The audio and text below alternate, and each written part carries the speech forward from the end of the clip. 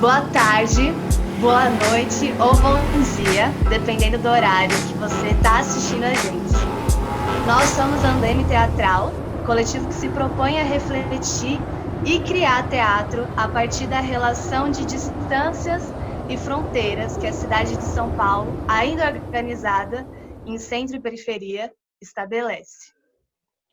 Estamos apresentando uma série de debates e conversas como uma ação de contrapartida do projeto Peripatético com Beat ao Pé do Ouvido, contemplado pelo PROAC Primeiras Obras do ano de 2019.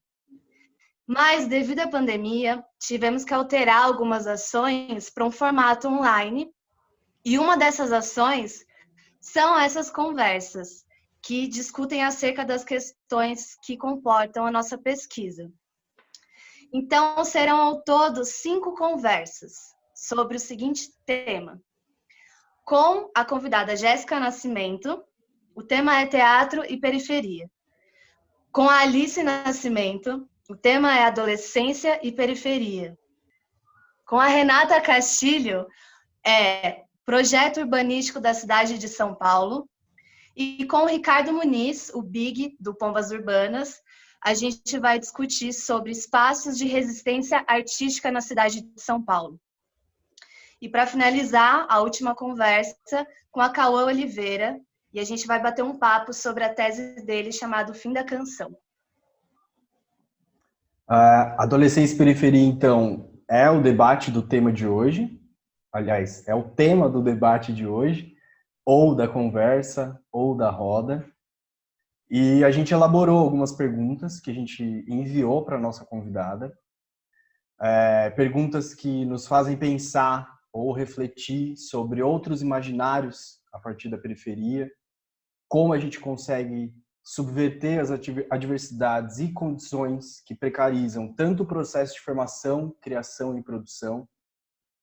E para nós essa conversa é muito importante justamente como uma possibilidade de reinventar essas perspectivas e fomentar ações e reflexões que potencializam não só os sujeitos e as sujeitas, como também o próprio território.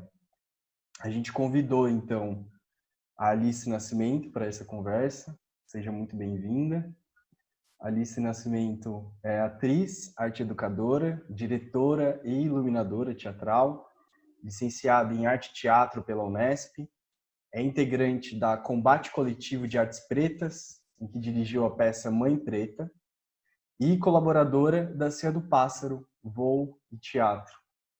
Ela produz conteúdo sobre atuação e é idealizadora do projeto Ressoar Vozes Negras, que difunde processos de criação e literatura afro-brasileira nas redes sociais. Mulher cis, negra, pele clara, miscigenada, mana, periférica, elegante e sincera. Alice Nascimento. Tá com você. Gratidão, gente. Muito obrigada. Vou começar com os agradecimentos já de cara, agradecer imensamente ao Vinícius, ao João, à Ana, enfim, a companhia Andame pelo convite. Acho que é sempre um prazer falar sobre o trabalho, falar sobre a experiência. Então, eu agradeço muito o convite, peço licenças mais velhas, licenças mais jovens, a todo mundo que veio antes, né, que está por vir, para falar, né? Eu estou aqui representando a mim mesma, mas eu entendo que parte da minha narrativa encontra várias narrativas, provavelmente é de vocês, mas também é de muitos jovens da periferia. Hoje de manhã eu fiz um chamado no Facebook perguntando como foi a adolescência das pessoas, né, da galera que está lá na rede, na minha rede, e eu recebi alguns relatos muito legais, assim, muito bonitos, e que tem vários encontros com a minha história também, que eu vou contar um pouquinho para vocês aqui hoje. Mas para começar essa nossa conversa, eu queria trazer uma fala da Conceição Evaristo. Peço licença também para falar da Conceição. A Conceição Evaristo, que é escritora, né? E ela tem uma entrevista dela na internet que uma vez eu achei, estava pesquisando a vida dela, e aí eu peguei esse trecho e trago esse trecho assim como uma inspiração para minha vida. E o trecho ele fala assim: a pobreza pode ser um lugar de aprendizagem, mas apenas quando você a vence. Se não, é o lugar da revolta, da impotência e da incompreensão. E aí, você não faz nada. Frase da Conceição Evaristo, numa entrevista que ela deu, está na internet.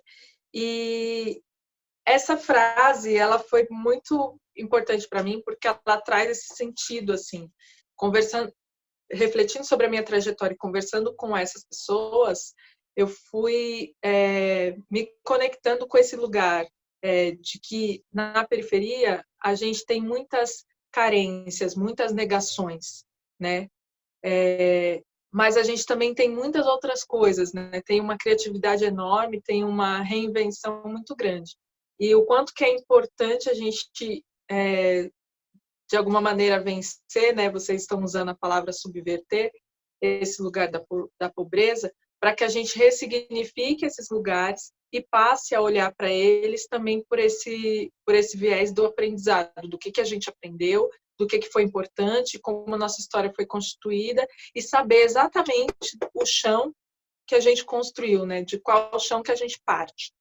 Então, eu queria dizer para vocês que o Vinícius já me apresentou, né? Eu sou atriz, sou arte educadora também, e a minha trajetória ela começa em Guaianazes, né? Eu vivi em Guaianazes até ai meu Deus, até os 26 anos, agora eu tô com 29.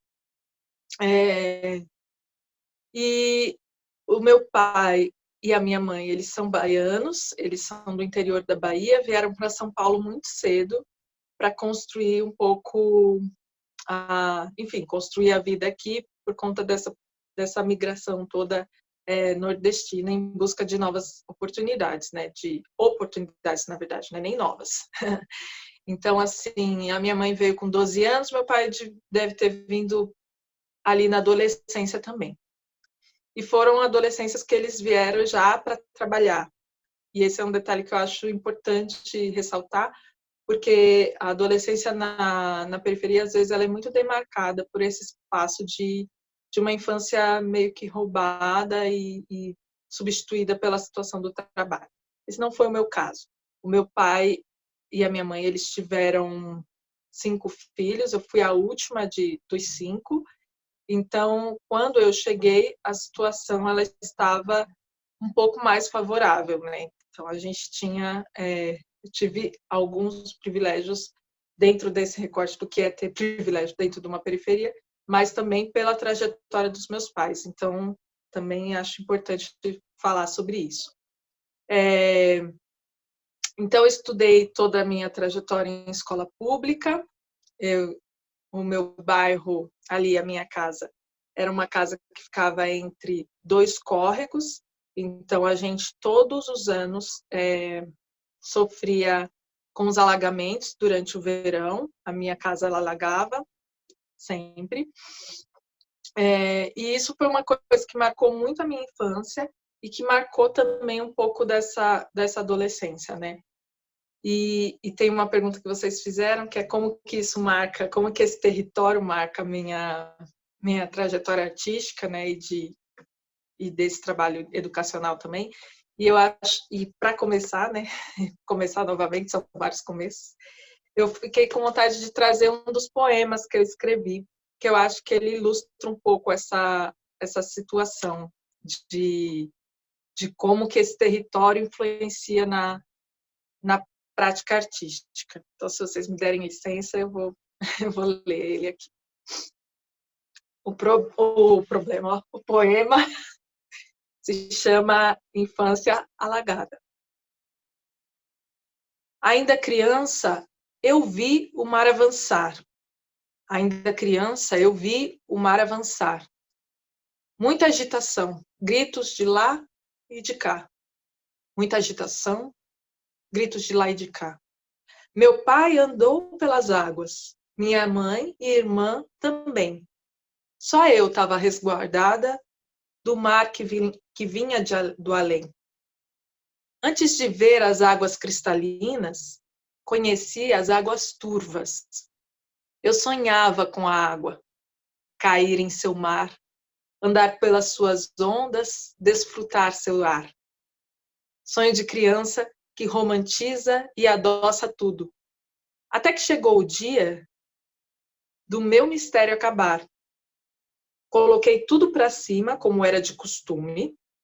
Livros, sapatos, roupas. A água podia entrar.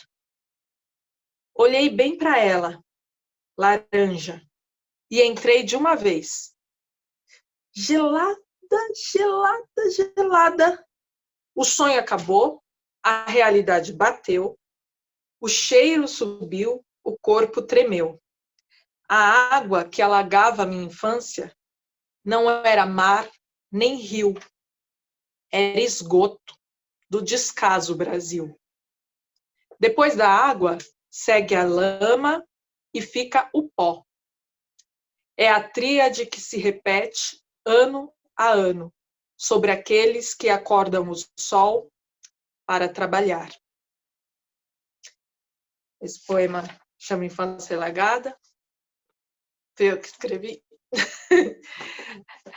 E eu acho que ele reflete um pouquinho dessa situação. Quando eu era criança, acho que a gente brincava muito na rua. Teve muito essa experiência de brincar na rua e isso deu muita desenvoltura para a gente. Eu conversando com essa galera aí, fui lembrando histórias assim de brincadeira de rua, de fazer fogueira assar batatas e tudo mais. Mas teve essa situação também, essa vivência da dificuldade mesmo, de perder coisas, de lidar com essa situação de vulnerabilidade. Em 2001 foi quando o CEL Jambeiro, que foi um dos primeiros CELs, né, que é o Centro Educacional Unificado, foi inaugurado lá em Guaianazes. E esse projeto, eu acho que ele muda a minha trajetória, mas ele muda a trajetória de muita gente, assim, na região onde eu fui criada. Porque ele foi criado em 2001, eu comecei a acessar ele em 2007. Foi uma lacuna aí, um período até eu entender que eu poderia acessar aquele lugar. E eu comecei a fazer teatro a partir de uma política pública que é o programa vocacional. Muitos de vocês devem ter passado por lá também. E foi fundamental, porque pelo teatro que eu comecei a compreender a realidade que eu estava vivendo, quais os acessos que eu tinha, quais os acessos que eu não tinha. Então, um dos pilares do vocacional também estava relacionado com o acesso à cidade, então eu pude ir ao centro para assistir peças de teatro, conhecer pessoas e começar a ver que existia uma realidade para além daquela realidade que eu conhecia, foi me despertando, assim. Eu costumo dizer que quando eu estava na escola, os meus professores eles não incentivavam a gente a praticamente nada, porque eu acho que eles não tinham também perspectiva, eles não acreditavam que a gente chegaria a algum lugar. Eu estudei numa escola assim bastante problemática. Os últimos anos foi bem difícil, assim. Eu tinha bastante dificuldade para ir para a escola, porque tinha muita falta de perspectiva em vários sentidos. Os professores não queriam dar aula, os alunos ficavam revoltados, então tinha muito vandalismo dentro da escola, a questão das drogas que ficava ao entorno da escola. Então, os professores eles não falavam de vestibular, por exemplo. Então, eu pelo teatro, fui conhecendo alguns orientadores que tinham passado pela USP, né? E fui começando a me interessar e já estava ali no fim dessa trajetória, eu fui caçando na internet. Vale lembrar também que a minha adolescência ali nos anos 2000, né? 2007, 2005, 2006. Então, era um período que a internet para nós ainda era muito precária, assim, não era essa coisa que a gente tem hoje, que bastante gente tem acesso, né? Embora muita gente periférica ainda não tenha acesso. Então, eu fui acessar a internet pela primeira vez também por uma política pública do que estava acontecendo no bairro. E aí eu comecei a caçar na internet e achei os vestibulares, fui me inscrevendo. E aí calhou de eu passar numa prova do ProUni, e aí eu comecei a cursar psicologia. Eu fiz 1 ano e meio de psicologia, e aí, como eu entrei, né, na universidade, eu consegui entender o que era aquela situação, como que eu poderia encaminhar, e aí eu entendi, e eu comecei a prestar vestibular mesmo para eu sair da psicologia e cursar teatro.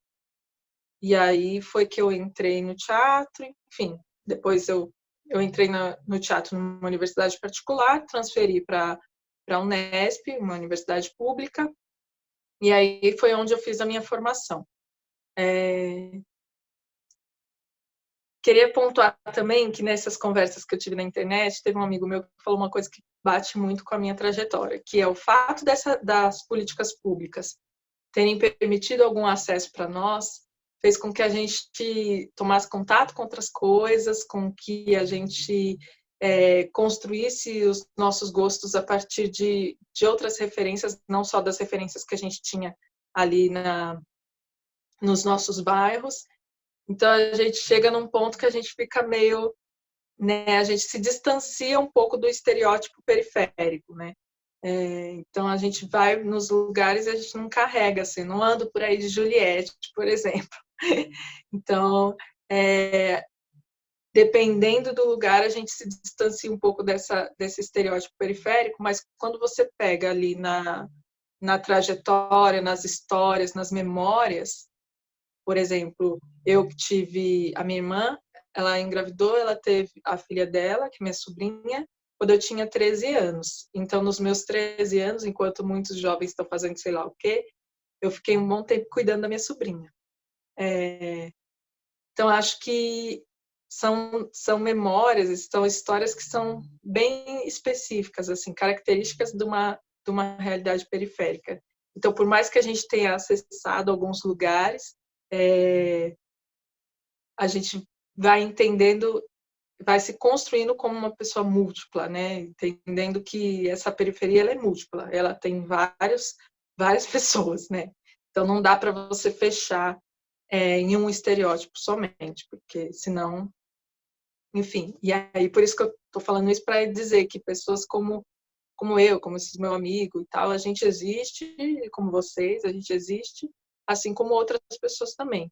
Quando você vai fechando o cerco do território, né, vai saindo de territórios mais abastados e você vai fechando ali só no seu bairro, aí as distâncias, né, ficam maiores, ficam bem maiores, porque aí você tem a mesma jovem que talvez estudou lá na minha sala, que está cuidando dos filhos, tendo um puta corre, não teve oportunidade de estudo, e aí eu tive oportunidade de estudo, então tem uma distância grande. Mas quando você abre e começa a abarcar outras realidades que foram mais privilegiadas, aí você começa a entender que aonde que as pessoas se encontram, né? Então, por isso que eu acho importante demarcar também esse lugar da onde eu parti. Bem, deixa eu ver, falei muita coisa. É isso, acho que a adolescência eu acho que foi marcada bastante por esses passeios no bairro, assim, conheci muito bairro de ficar andando e tudo mais, porque também era uma possibilidade de lazer. Quando você tira muitas coisas, é isso que vai sobrando, né? Até chegar ao teatro na minha vida, que eu acho que muda tudo. Cheguei um tempo aí para a igreja também, mas foi passageiro, assim, foi aquele período que eu fiquei mais, assim, pelas pessoas, pelas relações, por uma relação espiritual que eu tenho também, mas aí quando o teatro chegou, eu meio que resolvi conduzir a minha espiritualidade de uma maneira autônoma, não mais dependendo das doutrinas, que a gente sabe que na periferia elas são bem problemáticas, muitas vezes, porque às vezes eu acho que elas mais manipulam a fé do que ajudam as pessoas a se libertarem, né? Eu vou abrir um pouquinho para vocês falarem também, para a gente fazer essa conversa, senão eu vou ficar falando, palestrando. Alice, Eu Fala, queria Fé. saber um pouco sobre a sua experiência como arte educadora, né? Porque você disse sobre, eu acho que também existe essa distância conforme a gente se aproxima da periferia, né? Uma pessoa que estudou na mesma sala que a gente, às vezes está em uma outra relação, uma outra experiência, né? Existe uma multiplicidade, né? Como você mesmo disse. E eu acho que isso também, em relação à nossa geração e pela sua própria trajetória, estudar e agora ser arte educadora, eu acho que a arte ela é um principal papel assim dentro de poder criar novos imaginários, novas, né, perspectivas, novas visões sobre as coisas. É, você como arte educadora e lidando com essa geração que está aí, né?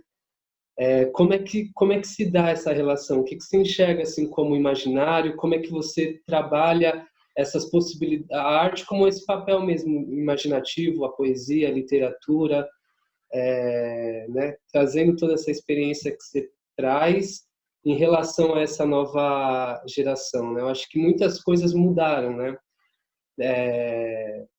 A falta, né? Muitas pessoas, eu acho que não muitas coisas mudaram, mas talvez muitas pessoas, algumas pessoas conseguiram acessar a partir exatamente de várias lutas, várias resistências que acontecem, né?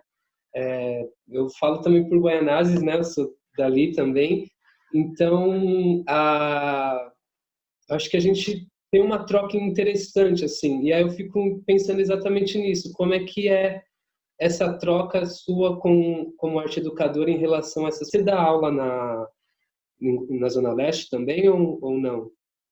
Como arte Sim, educadora? sim.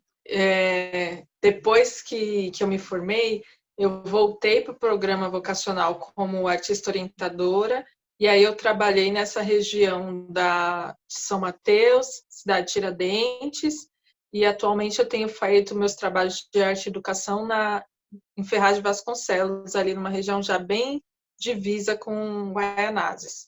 Eu acho importante retornar para esses espaços, porque de alguma maneira eu sinto que vai fazendo sentido para mim, porque eu conheço esses territórios e o que eu trago assim como propósito, como possibilidade, é de trazer essa minha própria experiência como uma possibilidade de existência mesmo, da gente entender que se alguém já passou por esse caminho, é porque esse caminho é possível. Então, eu sei que é mais complexo, né? Mas eu acredito bastante nessa relação, nessa possibilidade de sonhar. Eu acho que o jovem desses espaços periféricos, adolescentes, eles são muito sonhadores, mas muitas vezes eles são, de alguma maneira, podados por toda essa realidade, assim, por todos esses acessos negados. Eu acho que na escola a gente tem muita negação das nossas origens, né? Tanto das nossas origens afro, né, africanas, tanto das origens indígenas, né? E seria muito importante, de fato, que a gente fizesse presente essas leis que instituem o ensino da cultura afro-brasileira e da cultura indígena. Por quê? Porque a gente, só com esse olhar do colonizador, a gente vai acreditando que a gente não tem força, a gente vai acreditando que a gente não é capaz.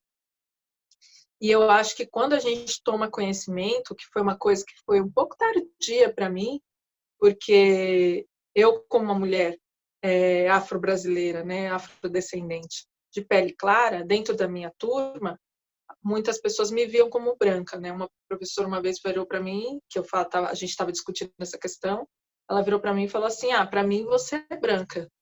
E eu achei aquilo incômodo, não soube rebater na hora, mas depois, muitos anos depois, eu fui compreender aquilo. Eu falei, nossa, de fato para ela eu era branca, eu era uma jovem, uma adolescente, criança de pele clara, numa turma altamente miscigenada e que tinham pessoas de tons mais escuros do que eu. Eu acho que naquela condição, né, a professora não compreendia, não sabia como encaminhar essa discussão. Mas uma coisa importante é a gente não apontar o dedo para os outros e dizer, você, para mim você é isso, para mim você é aquilo. A gente tem que abrir a escuta e possibilitar que a pessoa encontre caminhos e possibilitar que a pessoa, de alguma maneira, facilitar esse processo para que a gente compreenda as próprias origens, né? Eu acho que se a gente compreende a própria origem, a gente entende que a gente é descendente, na verdade, de reis, de rainhas, de pessoas que tinham muito conhecimento tecnológico, que vieram para o Brasil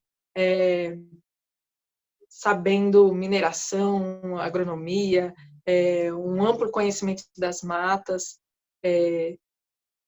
enfim, um monte de coisas. Porque se a gente se conecta com essa ancestralidade, a gente de alguma maneira, a gente passa a acreditar mais na gente, assim, de que é possível.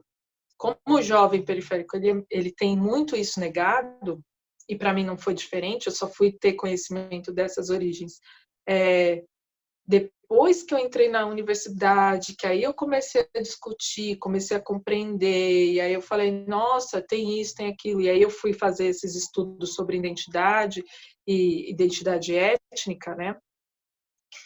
E é uma construção, ainda estou construindo esse pensamento, mas voltando, né?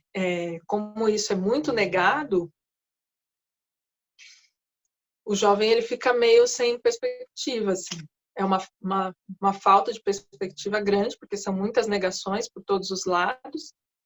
E o que eu encontrei como arte educadora foi perceber que a depressão é um problema muito, muito forte entre os adolescentes, jovens adolescentes dessa geração de agora. E isso me assustou muito, assim, porque eu acho que a depressão ela é uma doença assim muito terrível, porque ela impossibilita, assim, você vê o jovem sonhador, assim, cheio de vontade, cheio de talentos, mas uma dificuldade muito grande de acessar, né, da gente como educador acessar outros lugares por conta dessas barreiras que a depressão impõe, né? Então, assim, o que eu tento levar para o meu trabalho, assim, eu digo tento porque realmente às vezes a gente leva e a coisa não flui, né? Às vezes flui, mas às vezes não flui. Então é sempre uma tentativa, apesar de eu não gostar muito dessa palavra de tentar, né? Eu acho mais importante ir lá e fazer. Mas eu levo como propósito esse princípio de transformar através da arte, né? Inspirar e divertir de alguma maneira. E aí eu encontrei muito essa situação da situação da depressão, né? Que eu acho que me perdi um pouco nos pensamentos, mas eu acho que um lugar assim para a gente tomar cuidado e a gente observar é a escuta, de ouvir as necessidades desses adolescentes, desses jovens, e de orientar muito sobre o cuidado com a saúde mental, o estudo, a importância do estudo. Eu acredito que o estudo é libertador, assim, quando a gente tem esse encontro intenso com o estudo. E uma organização também de um lugar financeiro também, que eu não citei até agora, mas eu acho que muitas coisas que eu consegui, de alguma maneira, solucionar na minha vida tiveram esse sentido também. Eu acho que a gente tem que ter essa noção de corre, né? De que a gente tem que fazer os corre, que a gente tem que correr mesmo atrás de muitas coisas. Por isso que a saúde mental é importante, para a gente segurar o BO, né, e fazer os corres.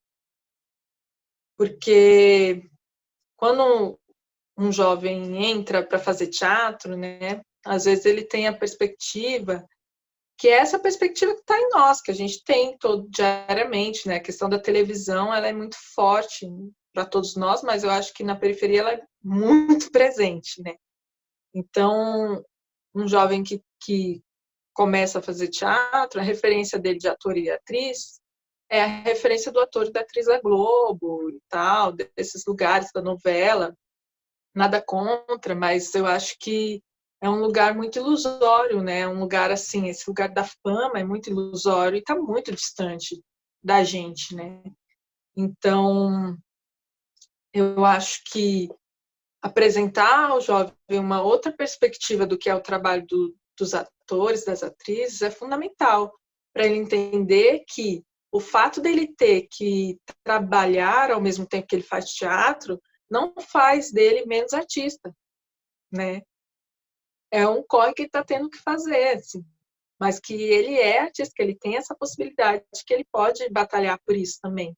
Eu acho que a gente tem uma frase do Emicida que, para mim, eu levo como um mantra também, que eu acho que me ajuda muito, que ele diz que você é o único representante do seu sonho na face da Terra. Se você não for atrás dele, ninguém vai ir, né? Então, eu acho que não é desse jeito que ele fala melhor, tá lá na música, depois a gente pode ver. Mas eu acho que é isso, sabe? Eu acho que é a gente ser o nosso representante dos nossos sonhos mesmo.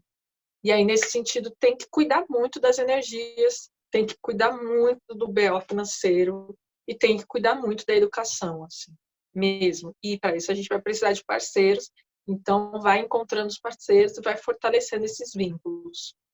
E é um pouco isso que eu acredito que me ajudou e é o que eu, de alguma maneira, pretendo levar e levo para esse trabalho de arte e educação. Mas engatando um pouco nisso que o João perguntou, né, e na sua fala também, eu fico pensando quais foram essas mudanças que você visualiza e que você também concretizou, né, porque eu acho que é importante a gente reconhecer também como seja o processo de formação como também formadora, mobiliza coisas, né? Minha pergunta é quais são essas mudanças que você vê nesse tempo que você estava se formando para o momento que você se torna uma formadora também, uma artista educadora?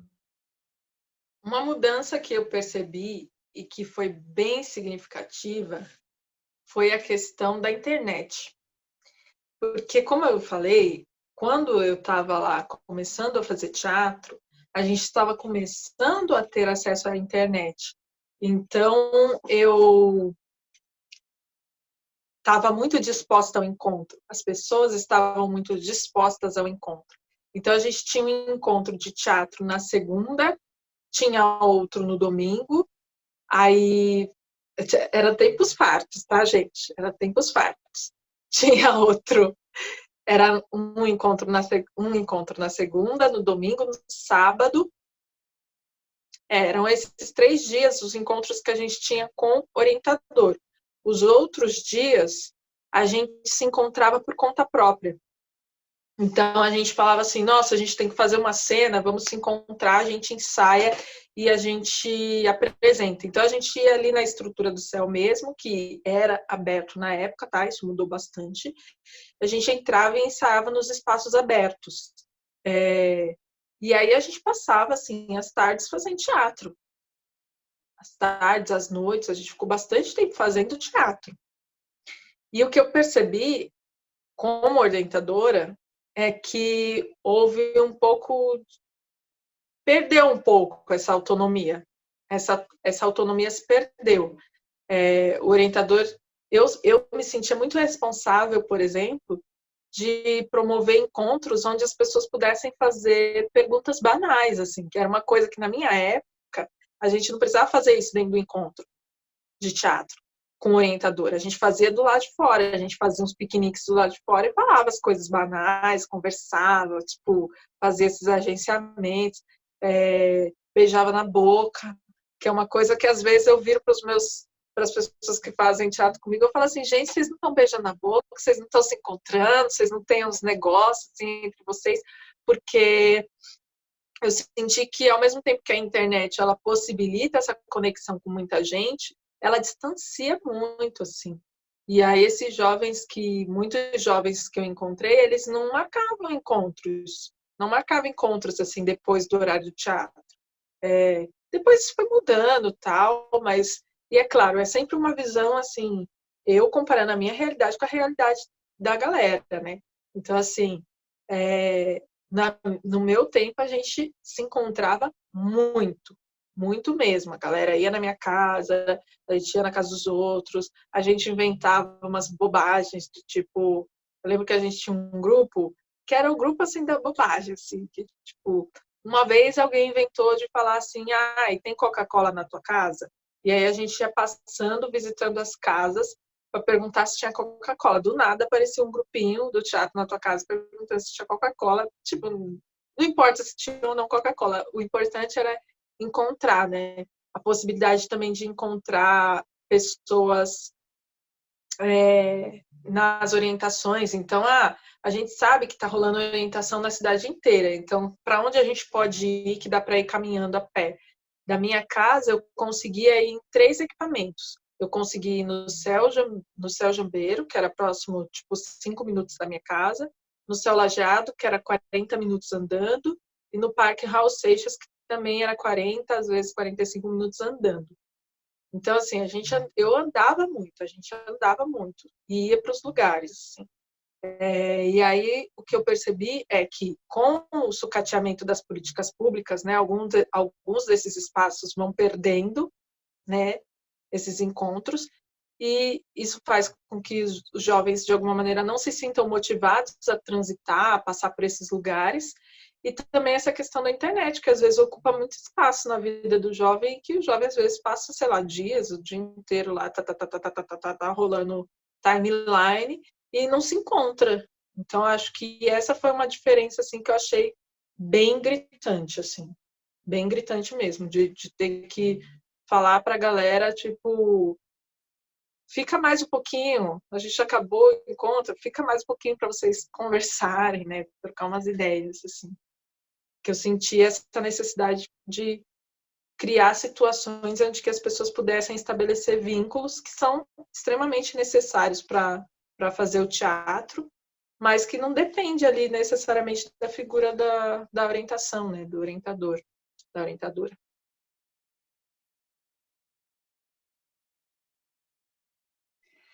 Eu queria te fazer uma pergunta que vai voltar um pouco, mas só para ver como que foi isso na sua vida e também como é hoje, como você percebe hoje. Mas o que te atraiu para o teatro, assim? Se você lembra de como que foi assim a escolha de entrar no céu, por exemplo, nesse espaço, né? Tipo a arquitetura do céu, e tal. E como que você foi parar no teatro mesmo? Porque você falou dessa coisa da igreja e das outras coisas que tem para essa distração, para o encontro e tal. Mas como que você foi percebendo que não era muito por ali, que no teatro você foi se identificando mais? E também hoje, como você percebe as pessoas que vão ao teatro, que vão procurar o curso ou que vão procurar esse tipo de encontro? Eu acho que, bem, tem alguns antes aí que eu acho que é legal pontuar, que como eu falei, eu sou a última de 5, a minha irmã mais velha, ela é 15 anos mais velha do que eu. Então, eu já sabia que minha irmã tinha feito teatro. Eu não sabia o que era o teatro, mas eu sabia que ela tinha feito numa fase da vida dela, ela fez teatro.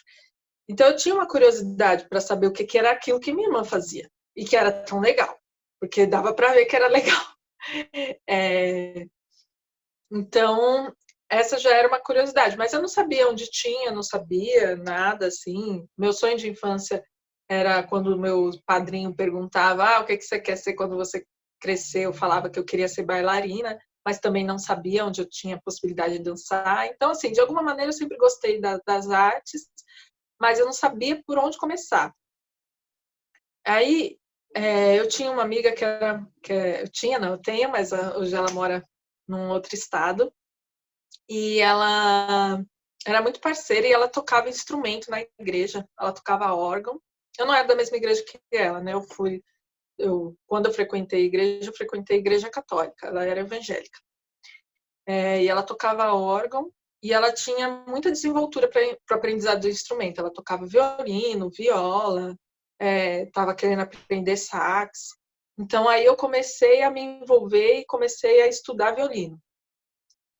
E aí eu entrei no céu primeiro nessa busca para aprender violino, que elas me falaram que tinha violino lá. E aí eu fui aprendendo violino E aí eu encontrei umas outras amigas que falaram assim, no céu também tem teatro. Aí eu já, teatro, né? Vamos lá, vamos ver. E fomos juntas, assim, de braço dado, assim, não sei como reproduzir, mas o bracinho assim, passando aqui. E a gente foi juntas de braço dado. O primeiro dia que eu fui, eu sentei e assisti.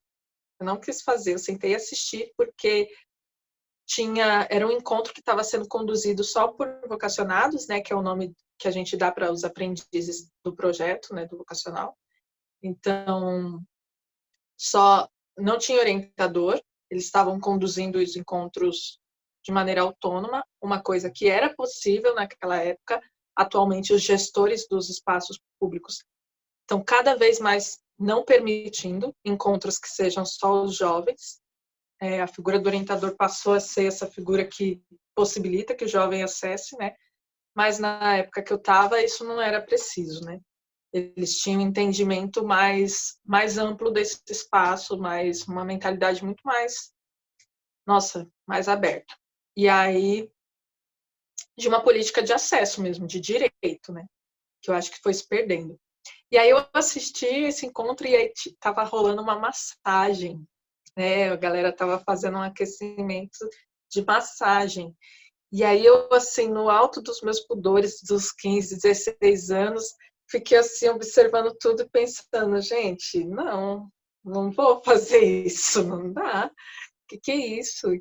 E aí, assim, acabou a massagem, começou um outro exercício.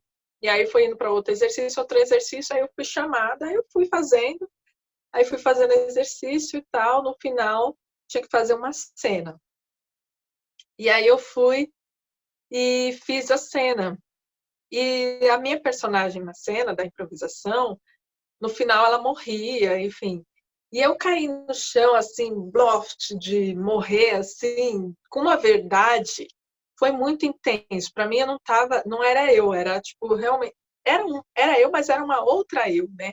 Porque eu tive uma infância de muita timidez, eu fui muito tímida, eu não falava, não sorria, né? Tava o tempo todo assim, né? Me protegendo. E aí eu me soltei e tal, e foi uma sensação muito incrível, assim, tanto de se permitir, quanto de ser vista, e de poder trocar, eu senti uma importância ali. E aquilo me sugou, assim, que depois daquilo eu não consegui não fazer mais teatro. Eu passei a fazer sempre. As minhas amigas que foram comigo nesse dia, elas ficaram um tempinho e pararam, né? Mas eu continuei. Eu respondi sua pergunta porque eu acho que eu me empolguei um pouco com essa memória. Nossa, respondeu super. Para além das expectativas. Essa história foi muito boa. Eu tenho uma pergunta, mas eu não sei formular ela direito. Então, eu fico pensando uma coisa que, tipo, rolava muito, que era sair, assim, sabe? Tipo, as pessoas debandavam, assim, de Santo André. É uma coisa, não que eu acho que Santo André não é a mesma coisa, eu acho que Santo André é uma incógnita dentro disso tudo, né? Mas mesmo conversando com outras pessoas que moravam em regiões periféricas de São Paulo, isso era uma realidade muito constante, assim, de tipo, as pessoas não permaneciam dentro do mesmo território seja quando se formavam ou quando, enfim, elas não permaneciam. E de algum modo, eu, em relação a Santo André, eu sinto que eu reproduzo um pouco isso. E isso aparece para mim como uma questão, né? Eu fico pensando como é que isso se apresenta para você, assim, se essa questão se apresenta, ou o que você pensa sobre isso e tal. Tem uma palavra que às vezes ela pode ficar batida em alguns contextos, mas que para mim ela é fundamental, que é ressignificar. E eu acho que a gente tem que ressignificar muito os espaços, o tempo todo. E essa questão de sair, de migrar, né, de ir para outros lugares, para mim, atualmente não é um problema. Eu acho que quando a gente compreende que o mundo, né, é enorme e que a gente pode transitar, né, ou pelo menos sonhar em transitar por esses mundos, eu não vejo um problema em sair desses espaços mesmo. Quando eu era na minha adolescência, ali 15 anos, eu queria muito sair de Guaianazes, muito, porque eu tinha várias questões assim com as violências que eu sofri naquele território. Isso demarcava muito, era muito assim uma vontade muito muito grande de sair. Então, quando eu me mudei, assim, quando eu saí de casa, da casa dos meus pais, eu fui para Barra Funda, eu fui assim, oposto, tipo, Guanás, Barra Funda, assim. E pude olhar para esse espaço e ressignificar ele. Eu acho que muitas pessoas vão para essa vivência da universidade e acabam voltando para o bairro, eu acho fundamental, acho super legal. Eu busco na minha prática de alguma maneira levar o que eu aprendi para trocar com esses espaços, mas não me sinto na necessidade de morar nesses espaços. Não teria problema nenhum em voltar a morar lá, mas eu acho que por algumas questões assim de localidades e tal, lugares que eu quero transitar, quando eu saí eu achei que ficaria mais fácil para mim estar mais próximo ao centro. Então foi por isso que eu fui para esse extremo também.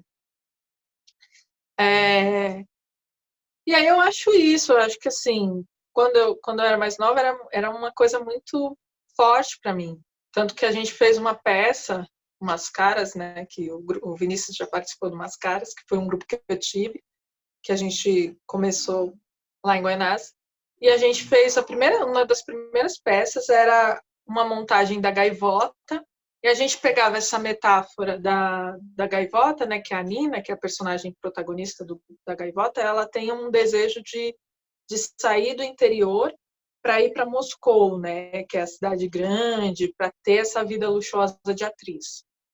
E a gente pegou esse texto e a gente fazia um paralelo entre periferia e centro, né? Então a ideia era que as personagens que a gente estava ali representando quisessem sair desse interior periferia, né? Que a gente fazia esse paralelo para esse centro, né? Para esse centro, para esse urbano, para essa cidade grande. Quando eu me formei ali em 2017, eu fui fazer uma visita à Bahia, que eu fui conhecer parte da minha família que eu não conhecia, né? Tanto da família da minha mãe, tanto do meu pai. E foi um resgate muito importante para mim. E aí eu percebi que essa relação de centro e periferia é uma relação nossa. Uma relação nossa aqui, da gente que mora em São Paulo. Porque para a minha família baiana, eles falavam assim, você mora onde? Eu falava assim, eu moro em São Paulo. Mas é São Paulo a capital ou você mora num outro município de São Paulo? Eu falei, não, eu moro na capital. Entende a lógica? Para eles não fazia muito essa distinção entre centro e periferia. Depois de um tempo, assim, aí eles perguntaram assim, que condições que eu estava morando, se era uma condição mais de favela ou se não. Mas eu fiquei muito apegada nessa mudança de pensamento, assim, que essa distinção forte entre centro e periferia a gente vivencia aqui porque a gente está passando na pele as questões, né? Mas quando a gente sai, São Paulo é São Paulo, né? Se você está na capital, você está na capital. Então, hoje eu tenho esse olhar, assim, de entender que atualmente eu estou na Penha, né? Estou morando na Penha, que é um bairro da Zona Leste. Mas amanhã eu posso estar em outro lugar, de repente posso estar, sei lá, até em outro país, se for o caso. Eu acho que a gente não precisa se obrigar a se prender ao território. Eu acho importante a gente ter essa troca com o território. Tanto ter essa gratidão, ter essa troca de o que eu aprendi aqui eu levo para outros lugares e o que eu aprendi em outros lugares eu retorno para cá. Então eu sinto que Guaianazes ele meio que sempre vai ser um ponto onde eu posso retornar, né? Ele tem esse sentido para mim, até porque minha família está lá. Boa parte da minha família está lá, meus pais, minhas irmãs, então tem esse sentido de retorno, né? Mas não me sinto obrigada e eu acho que talvez a gente não precisasse se sentir obrigado a ficar no espaço, né? Mais importante é a gente saber o quanto que ele passa por dentro da gente e pelos nossos discursos, do que se sentir obrigado, né? Até porque eu acho que, assim, é sempre uma questão de ponto de vista. Se a gente inverte o ponto de vista e a gente pensa no ponto de vista de, sei lá, do poder, do opressor, de alguém que está numa classe muito acima, né? Vamos pensar, sei lá, do ponto de vista de alguém que tem o domínio do capital, né? De alguém que administra o bagulho todo para ser essa situação toda. Desse ponto de vista, é até interessante que a gente nunca saia desses espaços, que a gente permaneça ali naquelas condições e aí eles vão cada vez mais precarizando esses espaços e a gente continua lá na situação. Não. Então, eu prefiro olhar para um outro lado, assim. Eu acho que eu tenho isso é importante dizer, eu tenho muita gratidão ao espaço e respeito muito esse espaço, mas algumas coisas de estudo, de acessos, lá ainda não tinha. Então, eu entendi que eu tinha que sair de lá para buscar isso e que talvez eu possa retornar levando o que eu aprendi. Mas não me sinto obrigada a morar lá, por exemplo. Coisa, Alice. Teve uma pergunta que vocês fizeram que eu não vou conseguir lembrar o que era a pergunta. Mas eu acho que era alguma coisa em relação a sair, pegar trem para estudar, uma coisa nesse sentido. E aí eu acho importante, talvez, colocar que quando eu comecei lá a fazer a faculdade, eu estava em Guaianazes, fiz a faculdade toda em Guaianazes. Então eu pegava o trem todos os dias. E isso aparece no meu TCC. Tem um texto do meu TCC que eu falo assim, foi de trem que cheguei até aqui. E eu pegava o trem com a galera que estava indo trabalhar e teve várias situações dentro do trem. Eu lembro de situações assim, do dia que eu percebi que a minha mão estava calejada, que eu começou a ter calo na minha mão, que eu pegava o trem muito cedo, muito cheio, eu tinha que ficar em pé segurando no ferro. Então eu percebi minha mão calejada. Foi bem numa época também que o trem de Santo André parou de ir até a Luz. O trem de Santo André começou a ir só até o Brás. Então o que acontecia? Às vezes eu precisava descer no Brás, e aí para descer a galera de Santo André, não de Santo André, né? Dessa linha que vai para Rio Grande da Serra. A galera que vem de todo esse trem querendo entrar. E aí eu lembro de uma situação que foi muito tensa, assim, foi um dia que estava caótico, tinha muita gente mesmo. Eu querendo descer no Brás e as pessoas querendo entrar para ir para a Luz. E assim, eu fui meio que atropelada, assim. E aí eu fui meio atropelada, eu comecei a gritar e tipo, aquela coisa e blá. E aí eu saí, quando eu saí, finalmente consegui sair, eu estava assim em estado de choque. Então, enfim, teve esse episódio. Teve um outro episódio que eu fui entrar no trem, estava muito cheio. E aí eu estava segurando um guarda-chuva, me empurraram, e aí meu braço foi pro canto, assim, e eu prendi o meu dedo, junto com o meu guarda-chuva, no vão da porta. E foi desesperador, porque eu achei que eu ia perder o dedo. Falei, fudeu, perdi meu dedo. Porque ele ficou preso de um jeito que eu falei, agora já era. Prendi, já era. Porque assim, a porta ela faz assim, né? Ela fecha, depois ela abre. No que ela abriu, ela veio junto, trouxe meu dedo, e meu dedo ficou preso entre isso daqui.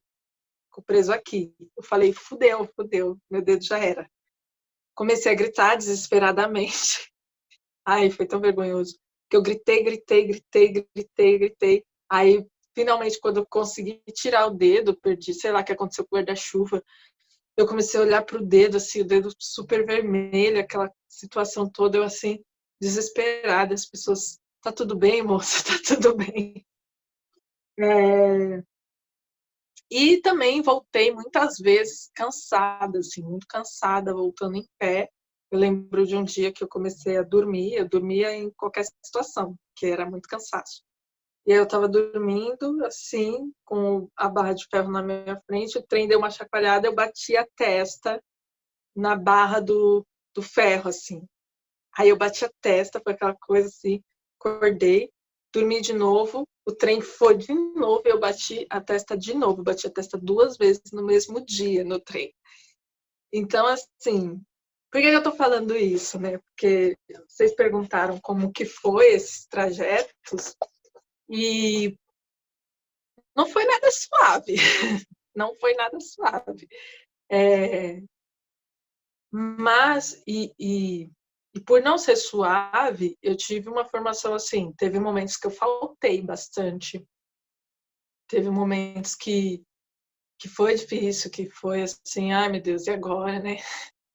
Mas eu fui indo, assim, eu acho que talvez esse seja um ponto que seja importante dizer para quem está talvez passando por esse lugar, talvez aí pensando em prestar um vestibular, talvez já prestando um vestibular, começando a trajetória na universidade, que vão ser muitos as adversidades, assim. Vai faltar grana, vai ter gente que vai te subestimar, né? Tinha pessoas que eu falava, só de eu falar que eu era de Guanás, a pessoa já dava um sorrisinho e falava assim, nossa, difícil, né? Tipo, ela nem sabia nada, mas ela... Tanto que eu fui até eu fui pesquisar na internet, falei, gente, o que está acontecendo? E aí eu descobri na internet umas matérias, assim, sensacionalistas que traziam uma visão muito negativa do bairro, né? Aí eu falei, ah, tá, entendi o que está acontecendo, né? Eu estou sendo julgada por essa questão, né? E, enfim, são muitas as adversidades, né? É bem difícil, mas eu acho que não tem, não sei, acho que para nós não consigo ver algo tão libertador quanto estudar, quanto conhecer, quanto aumentar o repertório. Que eu acho que isso de fato abre portas, assim, muda perspectivas, assim. Aquela fala, né,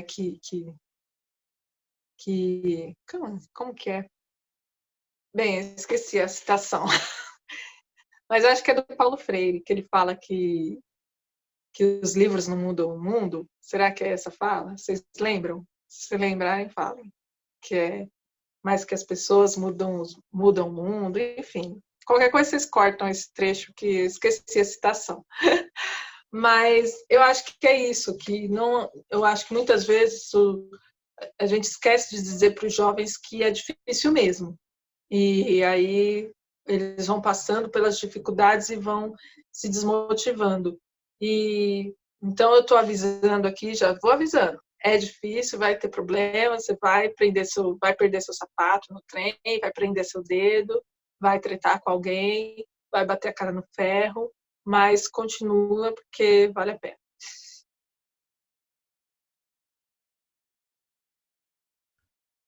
Arrasou, arrasou. Nossa, arrasou muito. Gente, eu só passar o Instagram, né? Ah, Da sim. Alice. Sigam ela. @_Manalice. E também o site, que é alicenascimento.wixsite.com/site/bio. Acho que eu falei certinho, Eu né? pode, né, /site, você já Barra entra lá. site. Tá. É isso, gente. Agradecer novamente o convite, dizer que eu sou bem jovem nessa questão da produção de conteúdo, então quem viu, achou algum ponto interessante, quiser trocar comigo na internet, me busca lá nas redes sociais, que eu estou muito empolgada e a fim de trocar todo esse conhecimento, porque, sei lá, acho importante, acho que é fundamental. Então, é isso, agradeço, porque eu acho que foram várias histórias e é bom revisitar as histórias, faz com que a gente... Eu espero que vocês tenham lembrado de coisas também. Acho que eu falei mais porque eu era convidada, mas depois eu quero ouvir também as histórias de vocês. É isso, gratidão, gratidão imensa. Nossa, muito obrigada. Foi muito bom, foi muito boa a conversa, muito bom bate-papo. E foi muito bom escutar toda essa trajetória, assim, deu para visualizar muitas coisas, achar muitos pontos também. O Vini, ele fala isso de Santo André e eu vim de Osasco, eu também não sei direito ainda, assim, a relação com o território, porque também é uma coisa, como é que é? Metropolitana, tipo, é uma área assim que não é periferia, não é da cidade, mas se relaciona completamente. E também as linhas do trem, do metrô, também explicam muito dessa noção do território, assim. Você falando, eu fui criando todo esse imaginário, foi muito bom. Que legal. Nossa, lembrei muitas coisas aqui. Estou até agora também entendendo como é que, de fato, os nossos depoimentos pessoais, eles são muito coletivos, né? Você falando sobre bater a cabeça no ferro, nossa, quantas vezes... Eu acho que é isso mesmo, né? É muito bom ouvir uma pessoa e ver que uma relação tão íntima, um depoimento tão pessoal, ele de fato às vezes é muito coletivo, né? Eu acho que esse projeto também ele fala muito sobre isso, né? Sobre como essas nossas relações assim íntimas, elas é um grande manifesto assim coletivo também, né? Gostaria muito de agradecer a sua presença. Foi muito bom trocar contigo. Prazer em conhecer. Nossa, e a sua apresentação aqui que fala elegante e sincera, realmente. Totalmente. Desculpa, João, continua. Nossa, é isso. Só agradecer mesmo aí pela sua disponibilidade em participar dessa roda de conversa. Gratidão.